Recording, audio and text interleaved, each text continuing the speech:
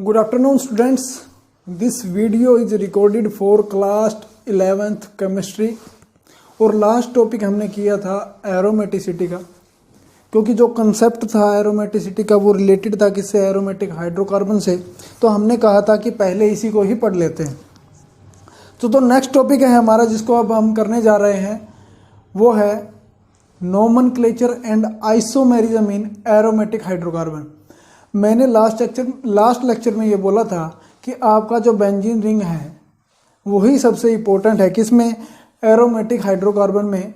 यानी जितने भी कंपाउंड होंगे एरोमेटिक जो क्लास 11th के पर्सपेक्टिव से वो सारे के सारे रिलेटेड होंगे बेंजीन रिंग से। हमने ये भी बोला था कि बेंजीन रिंग क्यों एरोमेटिक है, ये भी हमने स्टडी किया था according to Huckel rule. Structure it's planar, इसकी जो हाइब्रिडाइजेशन है वो भी sp2 थी। तो ये हमने पढ़ा था लास्ट लेक्चर में। तो अब हम पढ़ने जा रहे हैं नोमेनक्लेचर एंड आइसोमेरिज्म, क्योंकि कुछ कंपाउंड आपके एनसीईआरटी में दिए हुए हैं जो कि एरोमेटिक कंपाउंड है, तो उनका थोड़ा बहुत नोमेनक्लेचर भी देख लेते हैं और उनमें किस तरीके का आइसोमेरिज्म हो सकता है वो भी देख लेते हैं। और हो सके तो अब पढ़ेंगे हम इसमें स्ट्रक्चर ऑफ बेंजीन भी, जो टॉपिक इम्पोर्टेंट है इस चैप्टर के अंदर।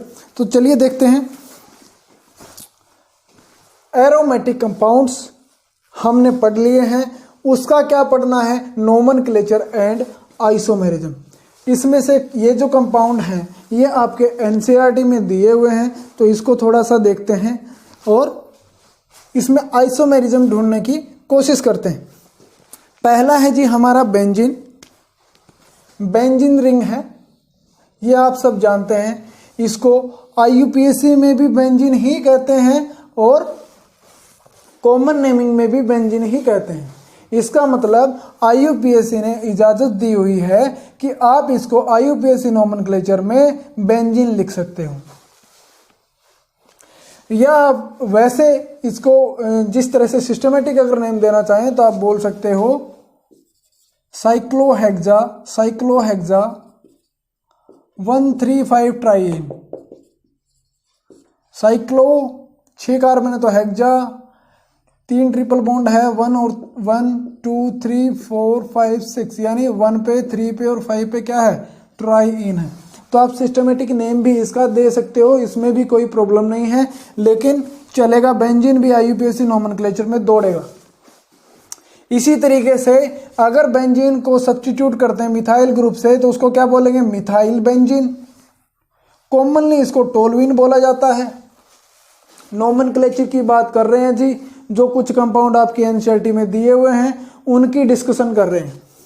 उसके बाद अगर 2 मिथाइल ग्रुप लगा दिए जाएं तो क्या बोलेंगे, डाई मिथाइल बेंजीन।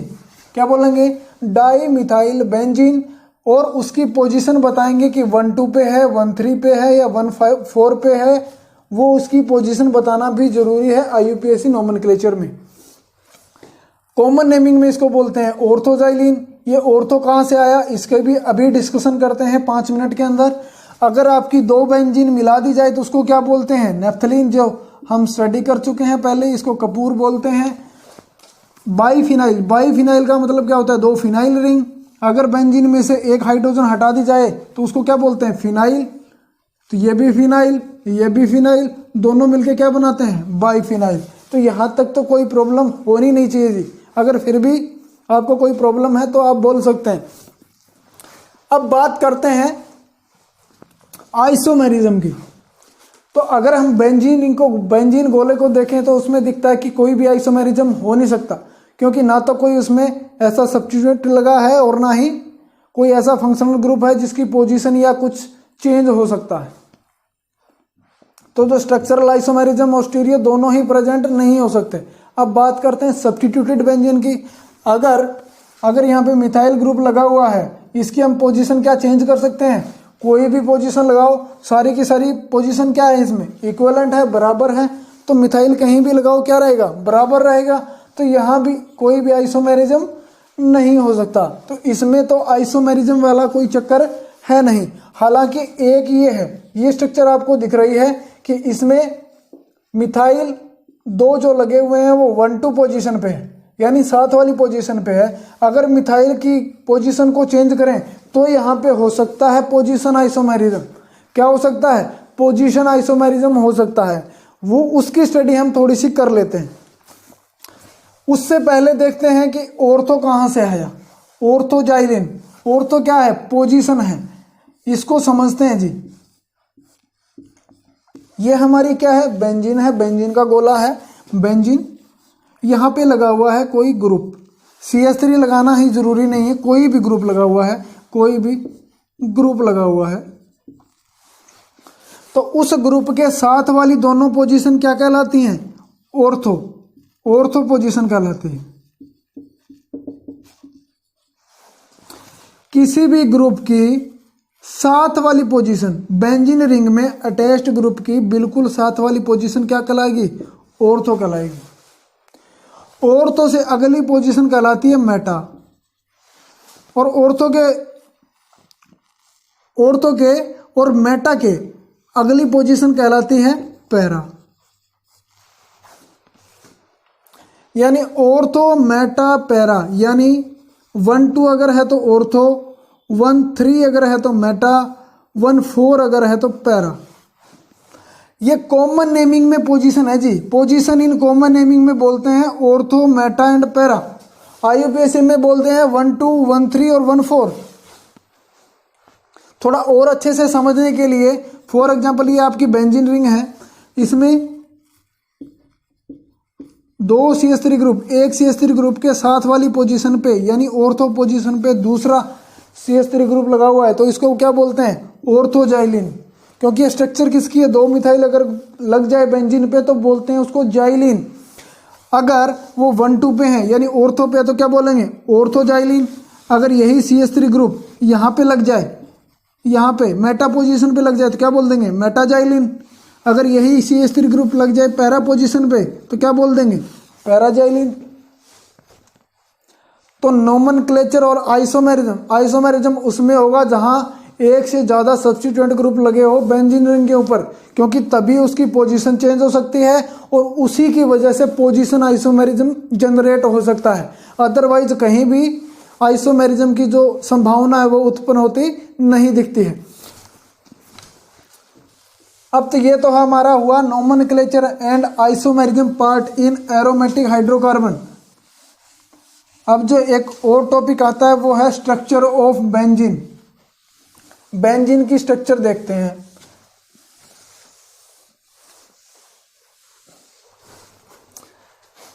बेंजीन की स्ट्रक्चर, बेंजीन को लिखते कैसे हैं? इस तरह से लिखते हैं, लेकिन एक्चुअल में इसकी स्ट्रक्चर क्या है वो जानने की कोशिश करते हैं।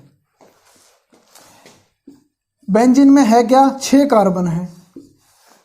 एक कार्बन बॉन्ड कितने बनाता है? 4, यानी 3 तो बनाए हुए दिख रहे हैं, जैसे एक यहां 2 यहां, तो एक यहां पे क्या है? हाइड्रोजन है।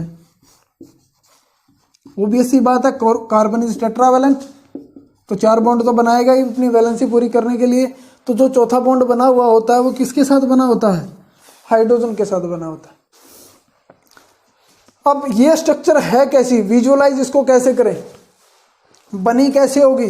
तो आपने केमिकल बॉन्डिंग चैप्टर तो पढ़ ही चुके हैं आप, उसमें हाइब्रिडाइजेशन का कंसेप्ट पढ़ा है।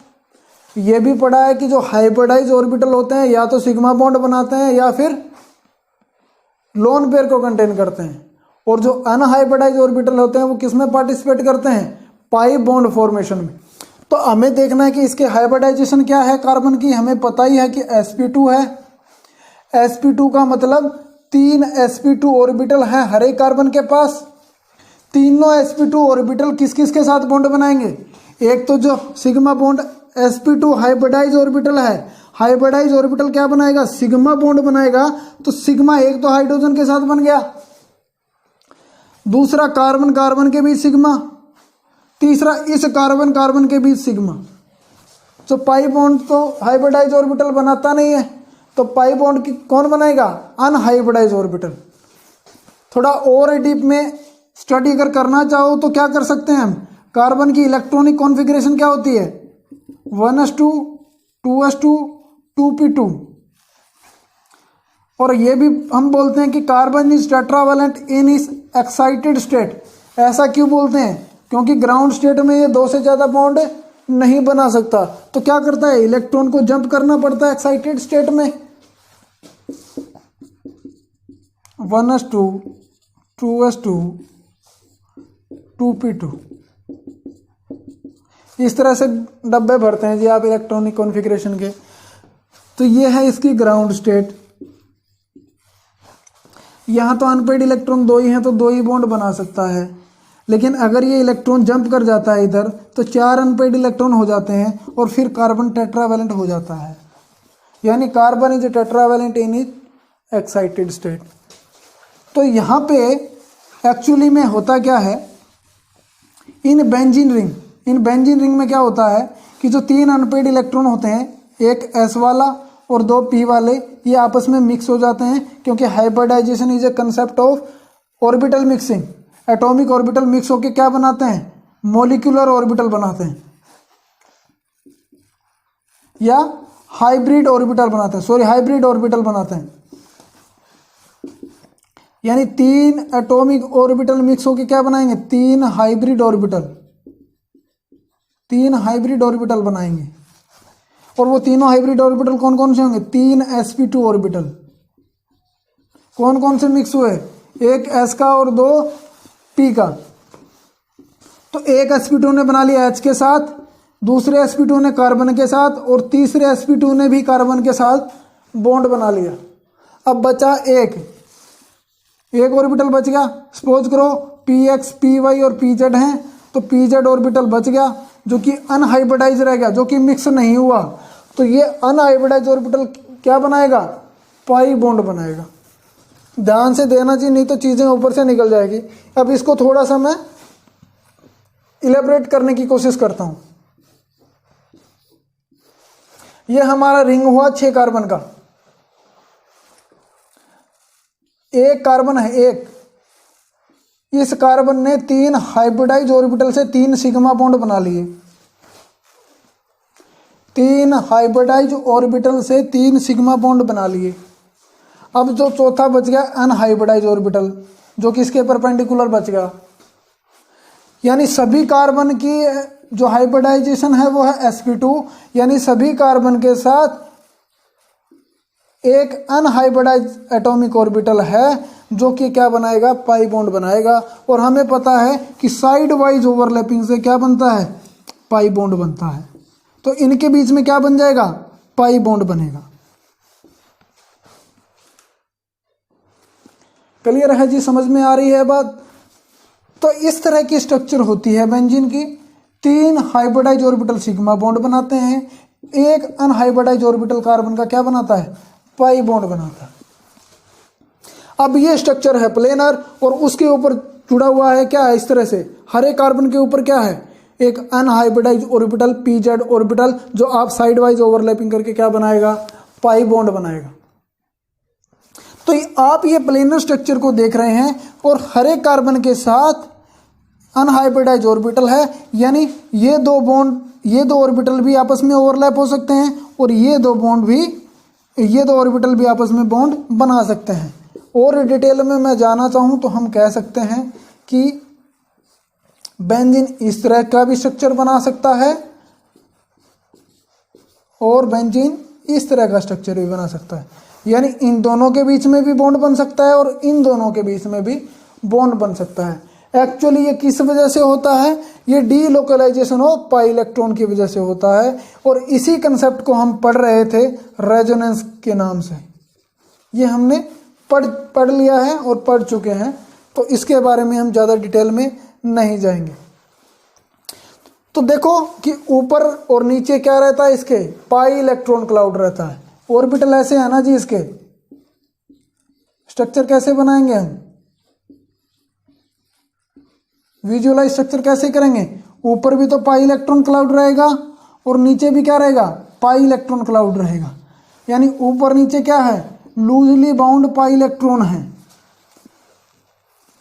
ये मैं इसलिए बोल रहा हूं क्योंकि जब रिएक्शन पढ़ेंगे तब हम बोलेंगे कि इसकी फेवरेट रिएक्शन है इलेक्ट्रोफिलिक सब्स्टिट्यूशन रिएक्शन, और इसमें इलेक्ट्रोफिलिक सब्स्टिट्यूशन ही क्यों होता है उसके बारे में भी पढ़ेंगे। तो अभी तक के लिए सिर्फ हमने यही पढ़ा है कि बेंजीन की स्ट्रक्चर कैसी होती है, वो दो फॉर्म में रहता है कि जो आपका जो डबल बॉन्डेड कार्बन होता है, जो डबल बॉन्डेड कार्बन होते हैं उनमें जो डबल बॉन्ड होता है वो चेंज होता रहता है, यानी अपनी पोजीशन चेंज करता रहता है और उसी फ्लक्चुएशन को नाम देते हैं रेजोनेंस। ठीक है जी। और एरोमेटिसिटी का कंसेप्ट तो हम पढ़ ही चुके हैं, यानी रेजोनेंस के और एरोमेटिसिटी के वजह से बेंजीन हाईली स्टेबल है और इसीलिए वो अपना एरोमेटिक करैक्टर तो जिंदगी में कभी खोएगा नहीं या खोना चाहेगा नहीं। तो किस तरह की ऐसा रिएक्शन देना पसंद करेगा कि उसका एरोमेटिक करैक्टर भी ना जाए और उसकी स्टेबिलिटी भी ना जाए, तो इस चीज को हम पढ़ेंगे नेक्स्ट लेक्चर में। तब तक के लिए आप यहां तक अपने टॉपिक को कंप्लीट कीजिए, अपने नोट्स को कंप्लीट कीजिए। धन्यवाद।